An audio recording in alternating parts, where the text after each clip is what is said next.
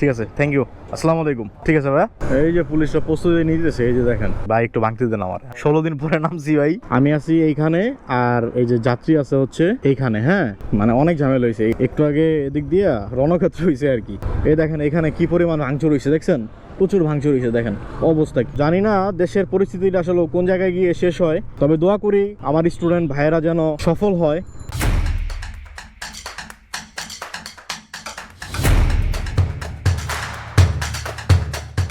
চলেন, বনানী কোথায়? আমি মানে গেছি আপনার সাথে। হ্যাঁ হ্যাঁ হ্যাঁ হ্যাঁ হ্যাঁ, রাইট রাইট রাইট, দিয়েন ভাই। আপনি তো গেছেন আমার সাথে। হ্যাঁ ভাই শিওর, আপনি তো আমার ব্লগে আছেন। ব্লগে থাকলে কোনো সমস্যা হবে না? আবার অনেকে বলে যে না জিজ্ঞাসা কইরা ব্লগে রাখছেন। এইটা তো এখন আসলে ডিজিটাল যুগে সোশ্যাল মিডিয়াতে সবাই থাকে, এটা আহামরি কিছু না। আসসালামু আলাইকুম এভরিওয়ান, কি অবস্থা সবার, কেমন আছেন? আশা করছি সবাই ভালো আছেন, সুস্থ আছেন। আলহামদুলিল্লাহ আমিও ভালো আছি, সুস্থ আছি। কিন্তু আমাদের দেশ ভালো নাই, দেশের পরিস্থিতি খুবই খারাপ। আজকে হলো আগস্ট মাসের 4 তারিখ। আমি লাস্ট রাইড শেয়ার করছিলাম জুলাই মাসের 18 তারিখে, আর আজকে হচ্ছে আগস্ট মাসের 4 তারিখ।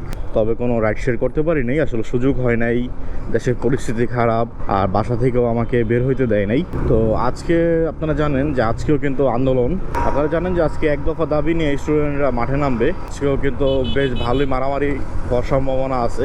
তবে আজকে আন্দোলন শুরু হবে বেলা 11টা থেকে, আর এখন ঘড়িতে সময় বাজে 9টা। তো অনেক দিন রাইড শেয়ার করি না, পকেটে টাকা পয়সাও কম, কারণ খরচ তো আছে জানেনই আপনারা। তো ভাবলাম যে আজকে একটু বের হই। আজকেও বাসা থেকে আমাকে কেউ বের হইতে দিতে চায় নাই, সবাই না করতেছে যে বের হওয়া লাগবে না, তবে জোর করে বের হইলাম। দেশের অবস্থা খারাপ জানি, স্টুডেন্টদের জয় হবেই ইনশাল্লাহ। বাসা থেকে বের হয়েছি, আর বের হয়ে একটি রাইড পেলাম, আর যে ভাইটাকে নিলাম তাকে নিয়ে এর আগেও আমি রাইড দিয়েছি, সে আমার ব্লগে আছে। তো তাকে নিয়ে যাচ্ছি এখন আমি বনানী। রাস্তার পরিবেশ এখন পর্যন্ত ঠান্ডা আছে, কিন্তু রাস্তায় কোনো পুলিশ টুলিশ দেখতে পাইতেছি না। তো দেখা যাক এর অবস্থা কি হয়। তো ঠিক আছে, চলেন এই ভাইটাকে আগে আমি বনানী নিয়ে যাই।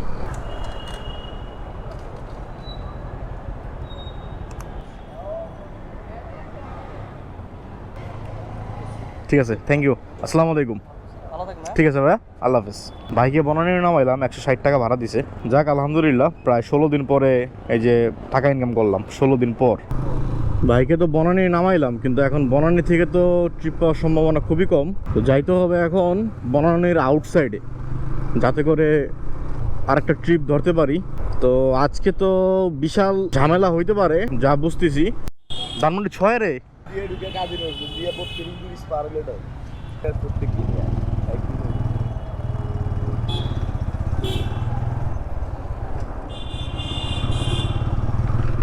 আলহামদুলিল্লাহ আরেকটা যাত্রী নিয়ে নিলাম, যাচ্ছি এখন ধানমন্ডি 6 রে। বনানীর এখান থেকে তাকে নিলাম আমি। ঘড়িতে সময় এখন 9টা 13। রাস্তাঘাট মোটামুটি ফাঁকা আছে, তো যত দ্রুত সম্ভব ওনাকে আমি নামাই দিই। নামাই দিয়ে আরেকটা রাইড ধরতে হবে, কারণ 11টার পরে মনে হয় না কোনো রাইড শেয়ার করা যাবে, কারণ 11টার পরে রোডঘাট সব ব্লক হয়ে যাবে, সবাই আন্দোলনে নামবে। রাস্তাঘাটে মোটামুটি গাড়ি আছে। এই যে পুলিশরা প্রস্তুতি নিতেছে, এই যে দেখেন সব প্রস্তুতি নিতেছে। আল্লাহ সব স্টুডেন্ট ভাইদেরকে রক্ষা করো, সবাইকে হেফাজতে রাখো। তো ঠিক আছে, চলেন ভাইকে আগে নিয়ে যাই আমি ধানমন্ডিতে, তারপর আবার ফিরতেছি। কোনটা হাউস? ও এটা এটা কি হয় দেশে, তাই চিন্তায় আছি ভাই। একটু ভাঙতে দেন আমার, আমি ভাঙতে দিতে পারবো না। 16 দিন পরে নামছি ভাই, একটা ট্রিপ মারছি মাত্র, একটু ভাঙাই দেন ভাই আমারে। যাত্রীকে তো নিয়ে আসলাম, কিন্তু তার কাছে 500 টাকার নোট, ভাঙতি মুক্তি নেই। আমার কাছে তো ভাই ভাঙতি নেই আজকে, কারণ আপনারা জানেন যে 16 দিন পরে আজকে বেরোইছি, তেমন কোনো ভাঙতি নিয়ে বেরোইতে পারিনি। সরি ভাই, কষ্ট দিলাম। ঠিক আছে, হ্যাঁ এই জন্যই। ঠিক আছে ভাই, আল্লাহ হাফেজ, আসসালামু আলাইকুম। যাক, অবশেষে ভাঙতি করে আমাকে 200 টাকা ভাড়া দিয়ে দিল, আর ট্রিপ কমপ্লিট করলাম 2টা। প্রথম ট্রিপে ইনকাম করলাম 160, এখন ইনকাম করলাম 200, অর্থাৎ 360 টাকা। আর ঘড়িতে সময় এখন 9টা 30। বেশিক্ষণ হয় না বাসা থেকে বেরোইছি, মানে 9টার সময় বেরোইছি, অর্থাৎ আধা ঘন্টায় 360 টাকা ইনকাম করলাম। আলহামদুলিল্লাহ, খারাপ না। ঠিক আছে, দেখা যাক এখন আর একটা যাত্রী কই পাই কোথায় পাই, দেখি জিগাতলা বাস স্ট্যান্ডে দাঁড়াইছিলাম। তো কোনো রাইড পাইনি। এখন হচ্ছে যে অ্যাপসে একটা কল পাইছি, পাঠাও অ্যাপসে। আমি আছি এইখানে আর এই যে যাত্রী আছে হচ্ছে এইখানে। হ্যাঁ, তো এখন যাত্রীর কাছে আমার পৌঁছাইতে হবে। তো এখানে যদি আমি নেভিগেশনে যাই, যাত্রাপথে যাই, তাহলে আমাকে একদম অ্যাকচুয়াল লোকেশনে নিয়ে যাবে। আপনারা অনেকে আমাকে জিজ্ঞাসা করেন যে কিভাবে আমি অ্যাপসে যাত্রী খুঁজে বের করি। তো এই তো সিস্টেম, এই যে যাত্রী এখানে আছে, মানে একদম সোজা বরাবর আছে। তো যাই আমি লোকেশন দেখে দেখে যাবো। পাঠাও অ্যাপসে ভাড়া আসছে 100 টাকা মাত্র, যাবে কারণ বাজার, মানে কাছেই তো, এই জন্য 100 টাকায় ভাড়া আসলো। আমার সমস্যা নেই ভাই, আমার দ্রুত 11টার আগে হচ্ছে যে রাইড যা দিতে পারি দেই, দিয়া 400-500 টাকা যাই হোক তাই চলবে, সমস্যা নাই। এই যে দেখেন আমি কিন্তু যাত্রী লোকেশনের কাছাকাছি চলে আসছি। হ্যাঁ, আর এখানে যাত্রী আসতে বলছে আমাকে। ভাই দেন আমার কাছে, দেন ভাইয়া, এটা এই যে।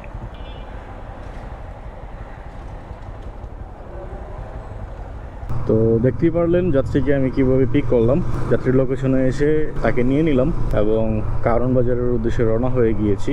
আর ঘড়িতে সময় এখন 9:40। রাস্তাঘাট এতটাই ফাঁকা যে মাত্র 6 মিনিটে তাকে আমি সেই জিগাতলার আর ভিতর থেকে আমি বসুন্ধরা সিটিতে চলে আসছি, মানে কারণ বাজার চলে আসছি।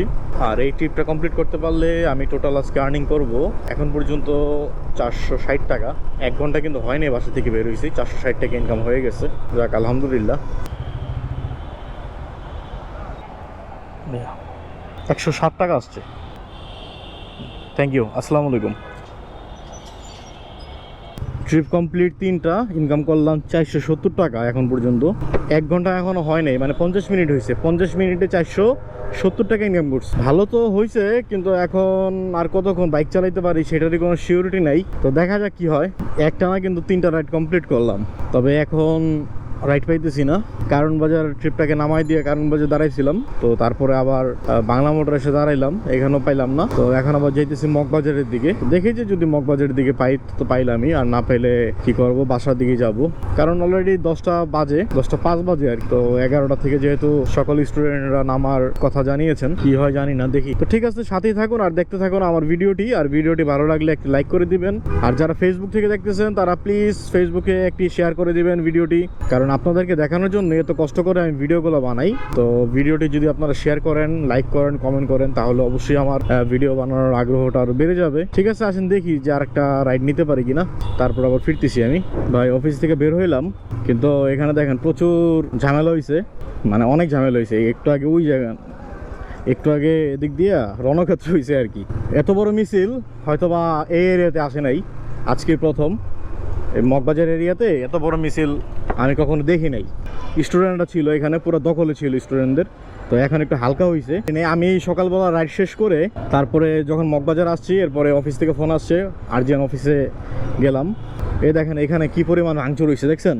প্রচুর ভাঙচুর হয়েছে, দেখেন অবস্থা। জানি না দেশের পরিস্থিতিটা আসলে কোন জায়গায় গিয়ে শেষ হয়, তবে দোয়া করি আমার স্টুডেন্ট ভাইয়েরা যেন সফল হয়। আর আজকে আমি সকালবেলা বের হয়েছিলাম 9টার সময়, আর রাইড শেষ করে দিয়েছি 10টার সময়। তো এই 1 ঘন্টায় 3টা রাইড কমপ্লিট করছি। প্রথম 2টা রাইড আমি কন্ট্রাক্টে দিছিলাম, আর শেষের রাইডটা আমি পাঠাও অ্যাপসে দিছি।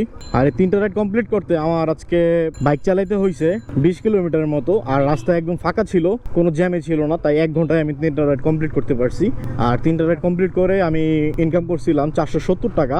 যেহেতু 20 কিলোমিটার বাইক রাইড করছি আর শেষের রাইডটা আমি পাঠাও অ্যাপসে দিছিলাম, তো আমি 70 টাকা বাদ দিলাম, তাহলে আমার 400 টাকা থাকে। তো প্রায় 16 দিন পরে আজকে বেরিয়েছিলাম রাইড শেয়ার করার জন্য।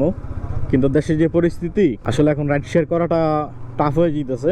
তো আপনারা সবাই সবার জায়গা থেকে সেফ থাকেন, নিজের খেয়াল রাখবেন, আর সবার স্টুডেন্ট ভাইদের জন্য দোয়া করবেন। তো এই ছিল আমার আজকের ভিডিওটি কেমন লাগলো আপনারা অবশ্যই কমেন্ট করে জানাবেন। তো আজকের মতো আপনাদের মেহেদি ভাই এখান থেকে বিদায় নিচ্ছে। দেখা হবে পরবর্তী নতুন কোনো ভিডিওতে। ততদিন পর্যন্ত সবাই ভালো থাকবেন, সুস্থ থাকবেন। আল্লাহ হাফেজ।